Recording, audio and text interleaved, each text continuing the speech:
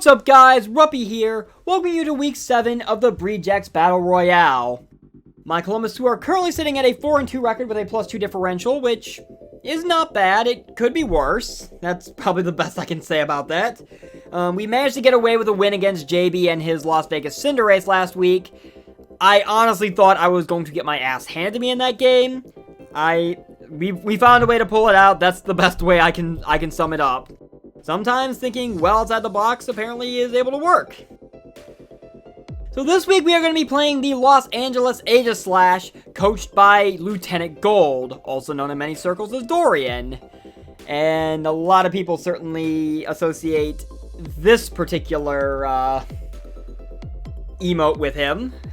I don't know why. It's something that's beyond me. Again, I'm not the most savvy in terms of what I walk into as far as some of the groups and memes within these leagues from people who have known one another for far longer than I have.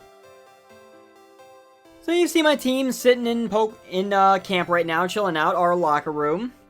A lot of familiar faces here, as tends to be the case I've noticed with some of my games. And now we're going to flip on over to the chalkboard to go over what we are dealing with this week. Dorian's team consists of the following, as you see his roster appear off to the right. Aegislash, Kommo-o, Rotom Heat, Galvantula, Serena, Drapion, Mudsdale, Basculin, Galarian Mr. Mime, and Wigglytuff. So, naturally, of course, he would draft his mascot. I swear, of the 4 leagues I'm in as of this very moment, the 2 upload ones, BBR and IBL, PBAL, which I've unfortunately stopped uploading because for the sake of my own sanity, and LAT as well. Of the 4 games league games I've had to play this week, 3 of them have involved an Aegislash. I have no idea how that happened, and I never want to cross paths with this many Aegislash ever again. Please and thank you. No disrespect to Dorian's mascot, but I've seen it way too much this week, and I'm getting sick of it. Aegislash is his kill leader, however, and it's got more kills than anything on my roster at this current point in time. Maybe this game will fix that. So he clearly knows how to use his mascot. You can also see on the little roster listing that Kommo-o has non-clangorous Soul next to his name. Yes, clangorous Soul is banned in BBR, so I'm not going to run into issues where Brendan pulled it on me in IBL last week, and I was completely unaware that clangorous Soul wasn't banned. Thankfully, it still worked out in my favor, but here, it is for sure banned, so Kommo-o's probably going to be something else entirely, maybe more defensive. It's his next leading kill leader, and Aegislash and Kommo-o have kind of been carrying his team in that regard for most of the season, so that's going to be something to keep an eye on. Galvantula and Serena are both members of my IBL roster last season. I'm very familiar with what both are capable of, especially since Galvantula went the entire regular season of IBL last season undefeated or unkilled. It can set webs, it causes some headaches to some members of my team, but I think if I play my cards right, I can work my way around it, especially since webs actually, 1, don't even phase the likes of Hawlucha, 2, can be bounced back by Hatterene's Magic Bounce, and 3, would be setting Hatterene up anyway, so Dorian would have to be careful about that. Mudsdale is always tanky. Rotom Heat is honestly probably my biggest concern this game, and for as little as Dorian has brought it, I would not be surprised to see it in this game, for the sole reason that it is probably his best answer to the 2 mons that, once that thing is gone, basically shred his entire roster. And you see those 2 sitting at the top of my list here as we go ahead and get into my team. Neopert and Ray Fénix are both coming back this week. First time Ray Fénix has surfaced in a couple weeks. I gave the time off because Ray was just not really working out well in some of my past matches. This week, however, if there's any week where Hawlucha may finally break out and get his time to shine, this would be the week. So, something that is fairly common amongst both of these builds. They are both Adamant Nature. They are both running Grassy Seed with Rillaboom's Grassy Surge. So I am basically the crux of my plan for this game boils down to get Rotom Heat out of the equation, and then these two basically can pop their Grassy Seeds and go to town on Dorian's entire roster. Rillaboom is SD3 attacks. Grassy Glide gets priority as always in terrain. Acrobatics is mainly there for Kommo-o more than anything else. High horsepower covers the things that would otherwise resist. Rillaboom can't necessarily touch Rotom Heat, so that's the main reason why I kind of want Rotom Heat out of the equation before I have to go playing around with Rillaboom shenanigans there. Hawlucha, on the other hand, at least with a Swords Dance, is definitely tearing through Rotom Heat. Acrobatics in close combat or stab, they pretty much run through most of Dorian's roster anyway. The biggest outlier there is, of course, Aegislash, which is where Fire Punch comes into play. I didn't want to play around with Fling shenanigans like I did with the, whatever ghost type it was I crossed paths with in week 1 against Patty. But because of the fact that Aegislash also has that steel typing, Fire Punch really does what I would need it to, while also giving me a backup option to be able to deal with things like, say, Galarian Mr. Mime, even though I'm pretty sure that thing drops to an Acrobatics anyway. But Fire Punch is there primarily just to smash Aegislash, be rid of that thing, and then Hawlucha is free to keep going to town from there. The 236 speed on Hawlucha is really to guarantee that I'm always outrunning Galarian Mr. Mime unless he Scarfs it. In order to run Adamant, I am sacrificing being able to outrun Galvantula prior to my seed popping, but I don't really think I'm going to, unless Dorian really is on his A-game here. I want to say, ideally, I'm not even bringing Ray Fénix in until it's time for it to basically pop its Grassy Seed, activate Unburden, and start laying waste to everything. So, we will see how that one plays out. Let's move on to my more defensive stuff for this game, shall we? Starting with Cabaletta the Druddigon. Rough Skin and Leftover. It had its good offensive run last week, but we're kind of getting back to basics here with this dragon. Rough Skin and Leftovers, Stealth Rock. I've got Rock Slide and Stomping Tantrum as my only attacks because they, for the most part, cover everything I would really want Druddigon trying to deal with. Like, say, Aegislash, Rotom Heat, Galvantula, that kind of thing. Toxic is there to kind of spread throughout his team. I didn't want to run Toxic Spikes this week because, in addition to Aegislash and Kommo-o, Drapion has come to pretty much every game Dorian has played for the most part. So, I would not be surprised if he brings Drapion to try to absorb Toxic Spikes and maybe try to set them himself. So, I'm kind of going the option of manually spreading Toxic. Not to mention, there is a little caveat of Stomping Tantrum doubling in power if my last move failed. So, if he tries to send Aegislash in to block Toxic, he's basically sending that thing in to die when I use Stomping Tantrum on my next turn. Unless he sees that coming, which I wouldn't be surprised because of how obvious a lot of my planning has kind of become because of grassy terrain. But we will see how attentive Dorian is in that front, I guess. And then, of course, there is the Ruin My Tentacruel, who is also coming back. Clear Body, Black Sludge, standard fare there. Timid 148 speed is basically guaranteeing that Tentacruel is always outrunning a Timid max speed Rotom Heat unless it's Scarfed. Which, basically, if Tentacruel to some degree is able to act as a bit of a lure to Rotom Heat, thinking Dorian can get out of there with Volt Switch or try to kill me with an electric move, hopefully I can pop it with a Scald, just be able to wear the thing down. Rapid Spin for getting rid of hazards, and Tentacruel, of course, can absorb Toxic Spike, so Drapion is not going to be able to pull that stun effectively on me. Dazzling Gleam and Sludge Bomb are also there. Scald and Sludge Bomb pretty much cover just about everything, either neutrally or super effectively anyway. Dazzling Gleam is there primarily for Kommo-o, because the sooner I get that thing out of here, the better.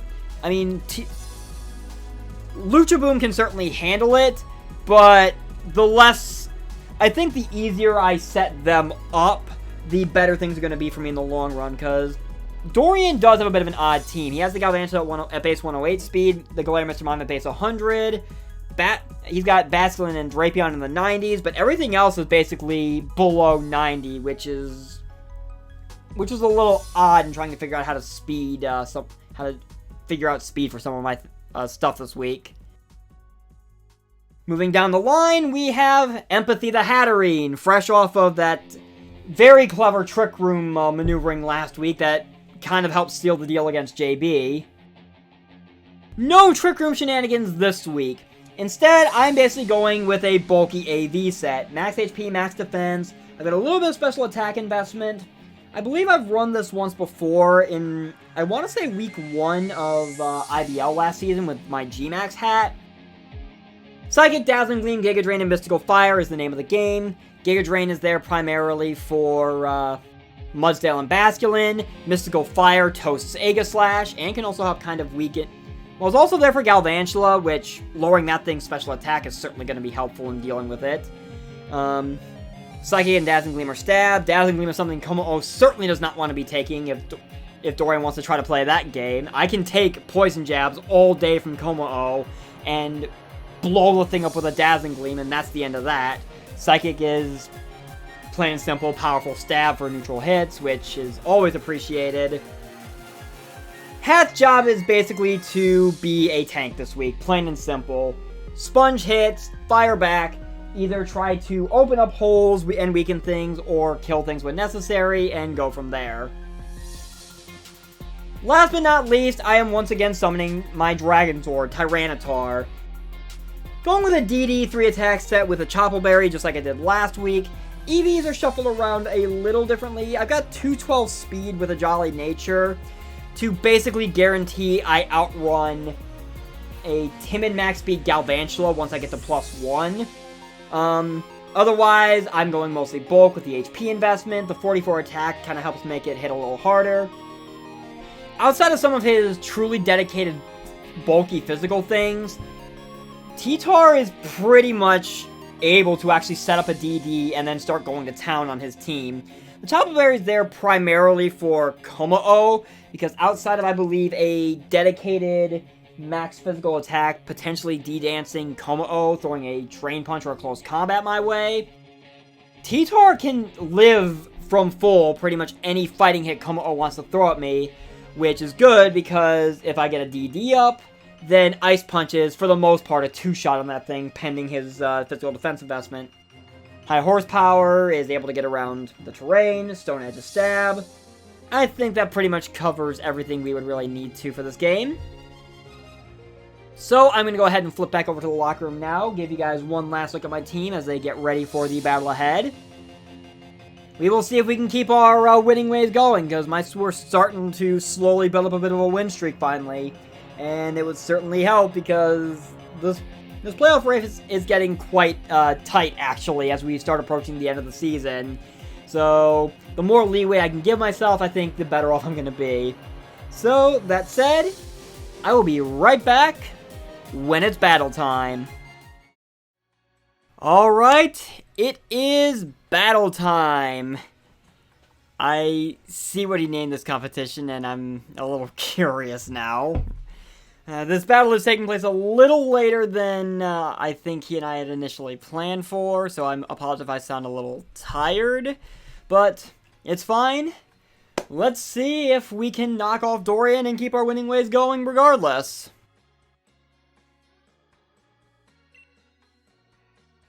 Alright, let's see what Dorian is bringing to the table. Somehow I'm not surprised Basculin showed up. He did not bring Komo-O. Interesting.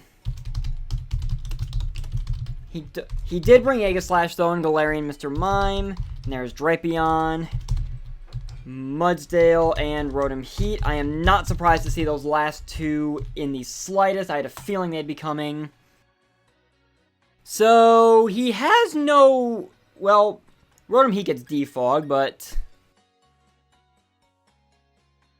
Interesting. How do I want to start this off?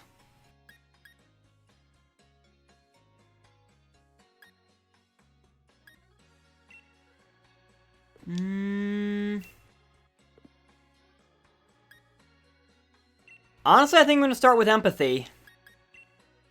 just kind of lead with my AV hat right out of the gate and see how he wants to play this. I'm a little interested by some of the things he brought.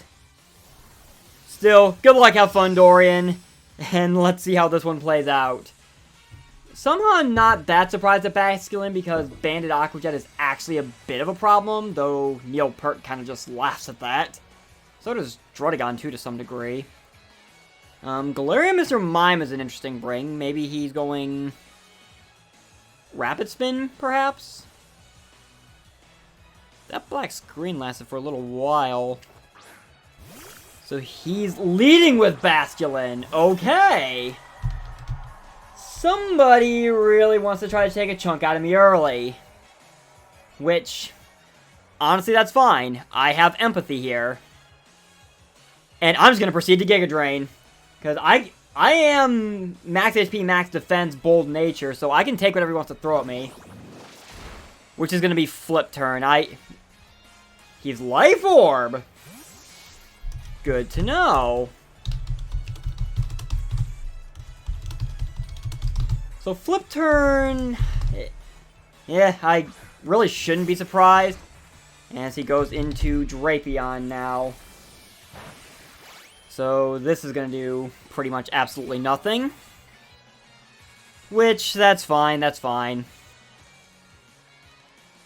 He wouldn't try setting up Toxic Spikes, would he? It's an interesting thought. I'm going to go ahead and switch into Cabo Ladder, because I want to see how he wants to play this. I want to say a knockoff is coming, which Drud losing its leftovers would suck, but it's not the worst thing in the world. He goes Earthquake. He was trying to call the Tentacruel switch. Good to know.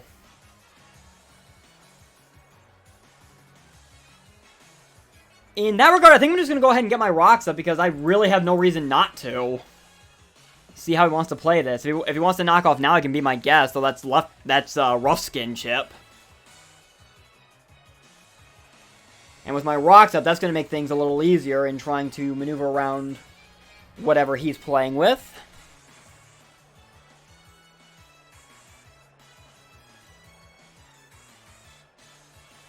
He is going to go ahead and knock off, which is fine.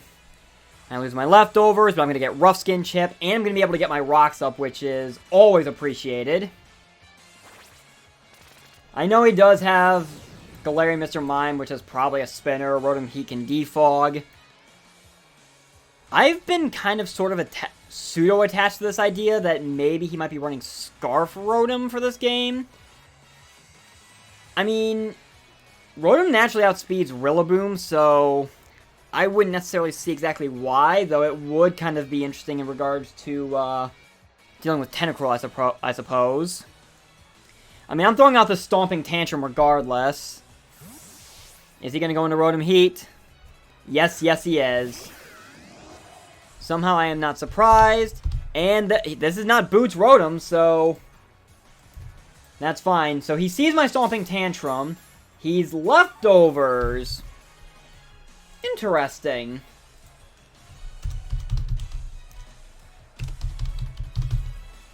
So I want to say maybe he is in fact... I'm going to Rock Slide just because it's going to take a good chunk out of this Rotom, even if he has a bulkier set. I'm presuming this is probably... He's got Will-O-Wisp and it misses. Oof. I am sorry about that one, Dorian.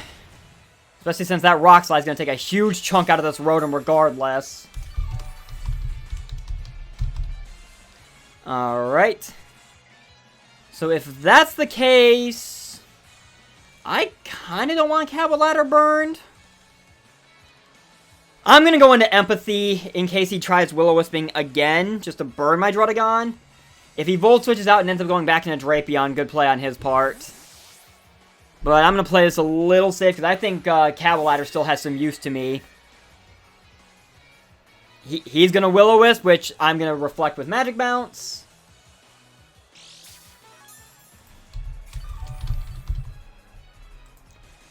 So we are not exactly in the worst of spots right about now.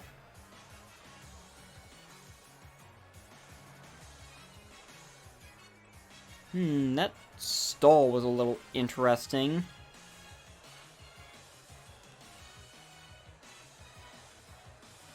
I'm going to Dazzling Gleam, because I have a feeling he's going to either, I would say most likely Volt Switch out. Yep, that's exactly what he's going to do. I'm basically trying to call the switch back into Drapion, because Dazzling Gleam should take a good chunk out of Drapion if that is in fact what he does do. If he goes into Aegislash, good play on his part. Nope, he's going to go back into Drapion, which is actually kind of what I was hoping for. So he's going to take rocks damage. I'm going to be able to fire off this Dazzling Gleam, which is going to take a huge chunk out of Drapion. That is definitely appreciated. Let's see. I am at 83 right now. I'm going to go ahead and Dazzling Gleam again, because I think I can get a kill on Drapion here. See how he wants to play this.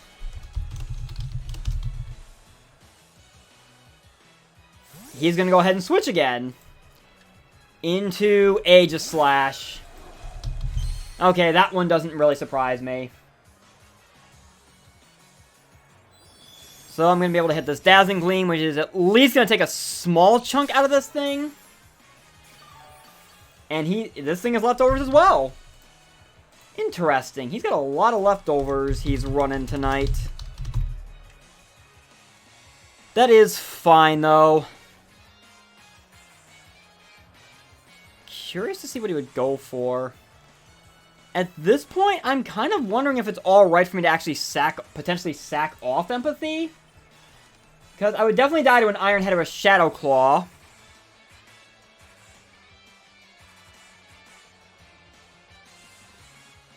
Nah, I'm going to go into Cable Ladder. We're going to play this a little safe. Especially since I know how I can work this as far as potential Rough Skin chip, as he's going to go ahead and stance change. He knows I have Stomping Tantrum. He is going to Iron Head, which is fine. Cable Ladder kind of takes that. I mean, he's going to get leftovers back, but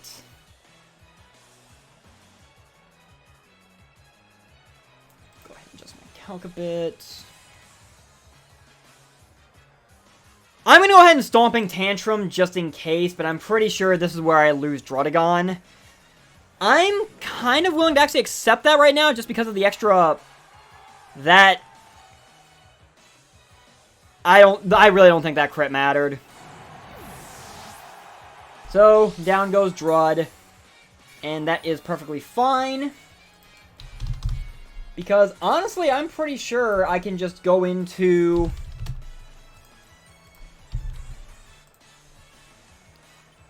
I'm just going to go ahead and go into Dragon Zord.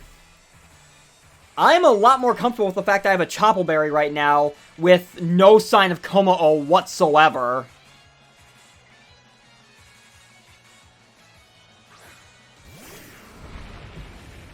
So, I would definitely kill this thing right here, right now, if I don't DD. Though, I honestly feel like this is a good chance to get up a DD, honestly. I'm going to go ahead and do that, because I have a feeling he may King Shield, trying to feel out what I'm going to do, see how I plan on killing this Aegislash. Which will definitely allow me to catch him in that case. Worst case scenario, he hits me with something, but I should be able to live it, because I'm a bulky DDT tar.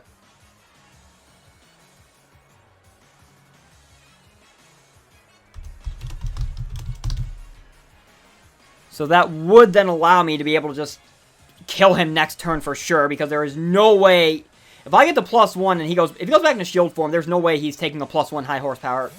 Nope, he's just going to flat switch into Drapion. Oh, he was expecting to just straight up sack this thing, and now things are just going to get a little worse for him.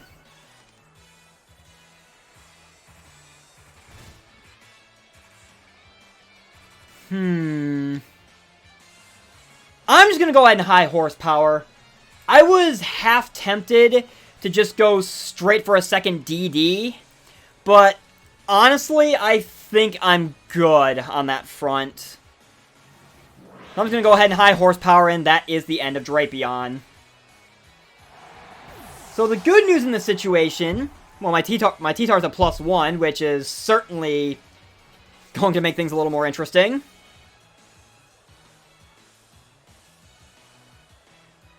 Some of these stalls are making me a little curious.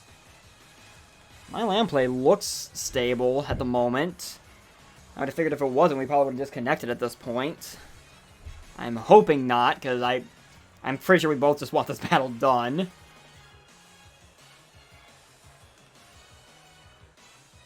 But he is in kind of a bad spot at this point. Well, he's going to go into Mudsdale, so maybe not quite as bad. I'm going to go ahead and Ice Punch just to get the damage off. I'm pretty sure this thing is stamina, so it's just going to start getting defense boosts.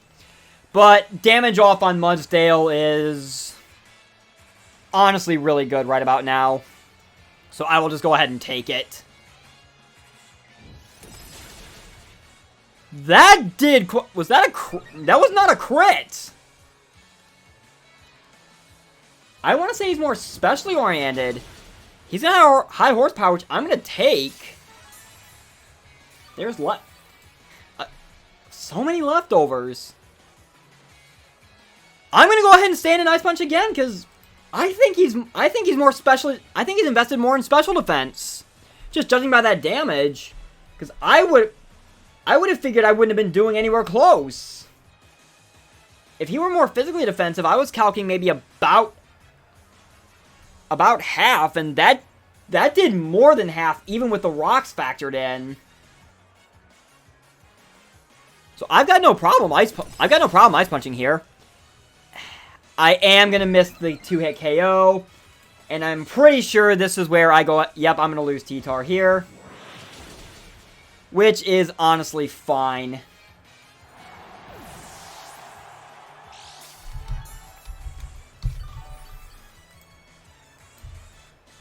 That's perfectly fine, because this Mudsdale is effectively dead at this point.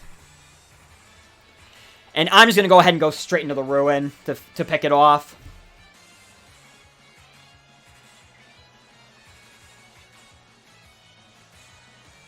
So, I think a Scald is definitely my best play here. It kills this thing. It kills... It would... I don't know if it would kill Rotom Heat, but it would definitely take a huge chunk out of it. Galarian Mr. Mime wouldn't appreciate it. Aegislash wouldn't appreciate it. Basculin, it can take it just because it resists, but I don't know if it would necessarily appreciate it, especially since Rocks and then add in Life Orb on top of that afterwards.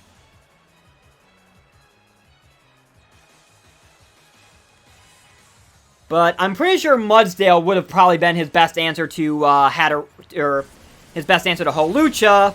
And that is now dead. Thank you, Ruin, for putting the horse out of commission, which does make my job a little easier. If I get rid of Rotom Heat, then Rillaboom is pretty much set up to destroy. But I think I'm in a decent enough spot that I could even just have Rillaboom kind of, maybe, if nothing else, even set the stage for Hawlucha to finish the job.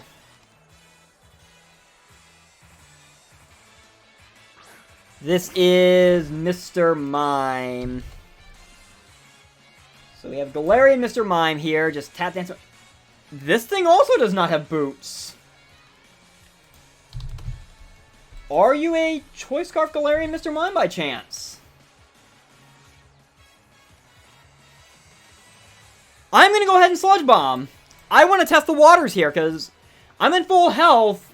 Tentacruel has good special bulk, so I can take a Psychic, or even a Freeze Ray. Now he goes ahead and Rapid Spin, so my rocks are gone now.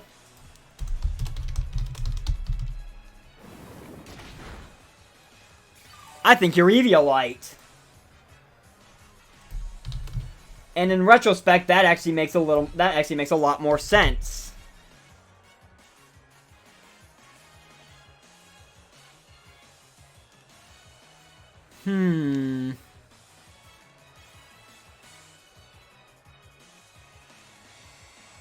I'm going to go ahead and Sludge Bomb again. Call me crazy. I'm pretty sure I know what he's doing. Nope, he's not going to keep Rapid Spinning. He's just going to go ahead and Psyshock, which the Ruin's going to be able to take. I'm still going to fire off the Sludge Bomb. I guess I'm just kind of sort of fishing for the poison a bit. I'm sorry about that one, Dorian.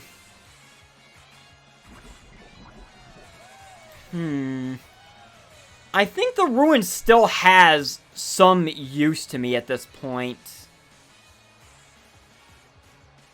I'm debating if I want to just go straight into Empathy, or... Yeah, I'm going to go ahead and go into Empathy. Because I honestly think that Empathy can kind of tangle with this thing from here.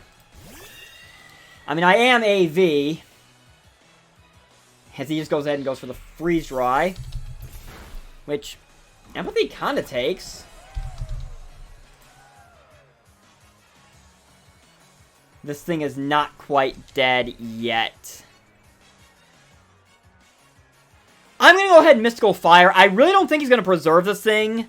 Unless he really wants it to be, like, last resort death fodder. I figured he was probably just going to go for the damage more than anything else. And Empathy's going to be able to take that because AV. I'm going to Mystical Fire, and that is the end of Galarian Mr. Mime. So, I'm pretty much down hat at this point. But I don't think I really mind that. Because it now allows me to basically get some intel on how he wants to play it from here. I still have both Rillaboom and Hawlucha ready to go. I still have Tentacruel as well to some degree. He's going to go Basculin. I'm going to Dazzling Gleam, but honestly, I'm pretty sure Hat's going down here. So I guess it allows me a chance to see exactly what he wants to do with Basculin. Which is just Liquidation. Which is perfectly fine. So this thing is Life Orb. If he has, say, Ice Fang by chance, and I pull the stunt I'm about to pull...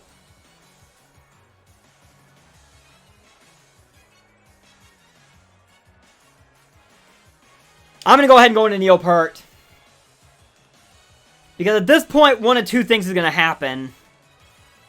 Neopert certainly kills this thing, for sure. With one Grassy Glide. It's more a matter of figuring out where things go in regards to Rotom Heat. Especially if he is, in fact, a bulkier one, like I'm assuming he is.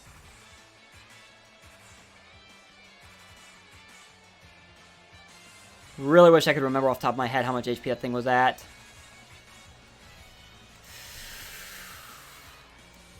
I really want to SD right now. I'm going to go ahead and SD right now. I know he's probably either going to flip turn or more likely probably just flat switch into Rotom Heat. But I think with an SD, Rillaboom can do... Well, I guess I'm about to find out exactly how much health is going to... Oh, this thing's at about half health. So, there's a chance this Grassy Glide may actually kill this thing. Oh, right. Forgot about the leftovers. So, maybe not quite. I'm gonna Grassy Glide anyway. For the damage. I mean, I don't know exactly how bulky he is, so... If nothing else... It's not going to kill. But, that is honestly fine. Because this pretty well sets the stage for Hawlucha to come in and basically wrap this up. So he's leftovers. He has also -2.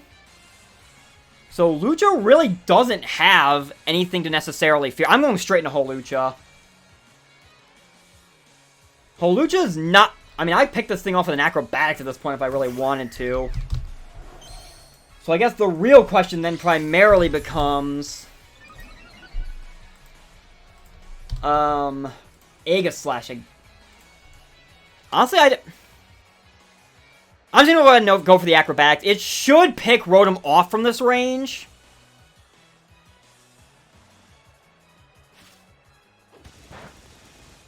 And indeed it does. I was getting got slightly worried there. And I think this is the part where Hawlucha pretty much wraps this up. If he goes into Aegislash, I can take it. I can take it on. I have Fire Punch specifically for this reason. Because I don't remember how much damage is actually on this thing. But I'm at +1 defense because of the Grassy Seed. I can take a hit if need be. And he is, in fact, just going to go into... Okay, yeah. So I guess I need to double check now just to be absolutely careful here. Oh yeah, I'm actually free to get an SD up here, no problem. Because I can take whatever hit he wants to throw, and that guarantees this Fire Punch is killing him no matter what he does.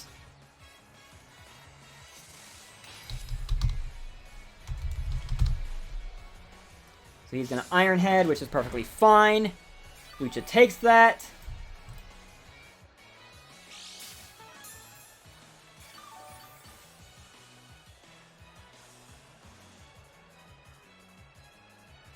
I'm going to go ahead and Fire Punch. If he King Shields, fair enough. Nope, he's going to Shadow Sneak instead. So that's actually kind of better. So this Fire Punch is going to utterly destroy Aegislash. That... I apologize for the crit, but in all honesty, I'm pretty sure it was irrelevant at this point. So at this point, Basculin comes in. I know he's Life Orb, even if he was banded. I don't have any defense drops. I still have the +1 defense from... So I definitely kill with an Acrobatics, and that's gonna be... That should be ball game. He can Aqua Jet, but Hawlucha should be able to take it. Because I still have the +1 defense. Nope, he's just gonna let Basculin go. So, Hawlucha finally does get its time in the spotlight. Ray Fénix is able to go ahead and get, honestly, what's probably been a long overdue sweep in this season. And that is ball game. GG, Dorian. I mean, it's only a 2-0 for me, so that is certainly not helping me too much in trying to chase after Mid, who is definitely in front of me by quite a bit of differential, despite the fact that we had the same record going into this week. But your team, it had the bulk that kind of threw me off for a bit, but let's be honest. Rillaboom and Hawlucha were overdue for a performance like this, more so Hawlucha, and I guess it had to happen at some point. I apologize it had to come at your expense, but oh, Hawlucha's been hungry for this moment for so long, and I'm glad it finally got it at least. So that is going to wrap things up here. Thank you guys so very much for watching. I have been Ruppy, and I will see you guys next time. Take care.